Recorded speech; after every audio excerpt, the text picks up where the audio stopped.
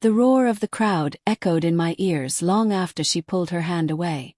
I stood frozen, the ring, *R***ring, still glinting between my fingers under the harsh glare of lights and camera flashes.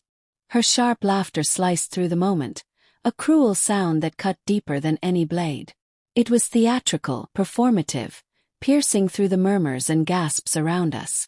"Did you really think I'd say yes?" she said, her voice crystal clear, projected perfectly for the cameras that circled us like vultures. Time slowed.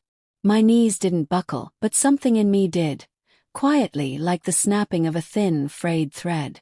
She turned away as if dismissing a scene she'd already rehearsed. And I stood there, a prop in a show I hadn't realized I was starring in.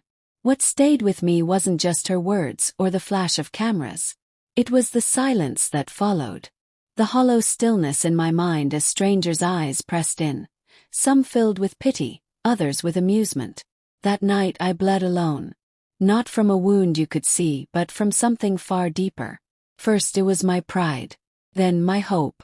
For 3 years we'd been inseparable, sharing space, swapping dreams in the quiet hours, making plans over morning coffee like we had all the time in the world. I gave everything I had to her vision, molding her wellness brand from a hazy idea into a booming success. I built the website, managed logistics, wrote her copy, and optimized her online presence while she cultivated her image.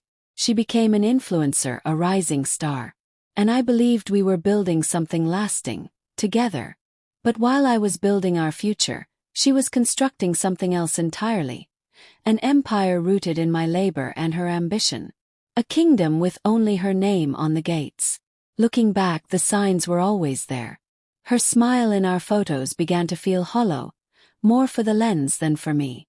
She started dressing like she was always on stage, for someone else's gaze. Her late-night meetings became more frequent, and more vague. Passwords changed. Her phone stayed tilted just out of view. And when I voiced my unease, she'd dismiss it with a sigh and a fleeting kiss, calling me paranoid, as if my instincts were betrayal's invention. Still, I couldn't let myself believe it. I didn't want to. I loved her too deeply to accept that she valued my skills more than my heart. Then I saw the message. "He's going to propose soon. Don't laugh when he does. Wait for the cameras." Sent to her best friend. Attached was a picture of the ring. My ring. The one I had picked out after weeks of searching, pouring all of my love and hope into it. The ring that symbolized forever, mocked before it ever reached her hand. I didn't confront her. Not then. Instead, I saved the proof. I smiled through gritted teeth. People think revenge is loud, fiery and explosive. It isn't. Real revenge is quiet. It's methodical. It's a knife sharpened with patience. I started with the foundation she never paid attention to. The business, her business, was built on systems I had created. The LLC was under my name. The supplier contracts, registered by me. The distribution chains, the back-end databases, the revenue platforms. All mine.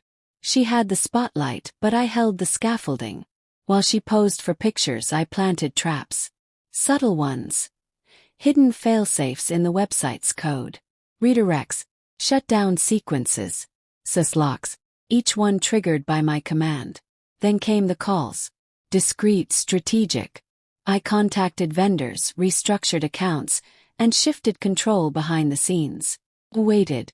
3 months later, her largest product launch went live. And crumbled in real time. The website crashed. Orders disappeared. Payment processors flagged her for suspicious activity. Her name exploded online, for all the wrong reasons. She called that night. I let it ring. 2 days later, she was on my doorstep. No makeup, hair a mess, her usual polished confidence reduced to a flickering candle in the wind. "I messed up," she whispered, her voice barely audible. "No," I said. "You need what I built. And it's gone." She cried, but not for me. For her image, her followers, her brand, her money. "Can we talk?" she asked, clinging to the frayed edges of control. "We are," I replied. "I was foolish," she said. "I was scared." No. You were selfish, I told her. And cruel. Silence swallowed us both. Then came the plea. Please. I'll do anything to fix this. I tilted my head, like I was studying a puzzle I'd already solved. I already fixed it, I said. I had rebranded everything. Partnered with someone honest. I didn't steal anything. I simply reclaimed what was mine. Her empire had been built on my foundation, and I had every legal document to prove it. Her following vanished. Sponsors withdrew. Her accounts were frozen. But I didn't ruin her. She ruined herself, by thinking I would always stay soft, docile, loyal, no matter how sharp the betrayal. A week later she asked to meet. I chose a downtown cafe, the same place we'd met her first investor, back when we still whispered dreams instead of daggers. She arrived dressed like old times, designer coat, oversized sunglasses, like the persona could protect her. She smiled like maybe charm would still work. I didn't smile back. Instead, I slid a folder across the table. Inside, dissolution papers, legal proof of ownership transfers, and a printed copy of her mocking text. Her hands trembled as she opened it. What's this? This, I said, is where I stop letting you play the victim. She gave a shaky laugh. You can't do this. I already have. Her voice rose as she looked around, trying to gather support from strangers. You loved me. I did, I said, leaning forward. Enough to give you everything. Now I love myself enough to take it back. She stood so fast she knocked her coffee over, the cup spinning on the table. Her eyes were glassy, her voice cracking. You're cruel. No, I said, slowly rising and buttoning my coat. I just stopped giving my heart to someone who treats it like bait in a trap. Last week she texted again. Said she was staying with her sister. Jobless. Asked if we could talk. I never responded.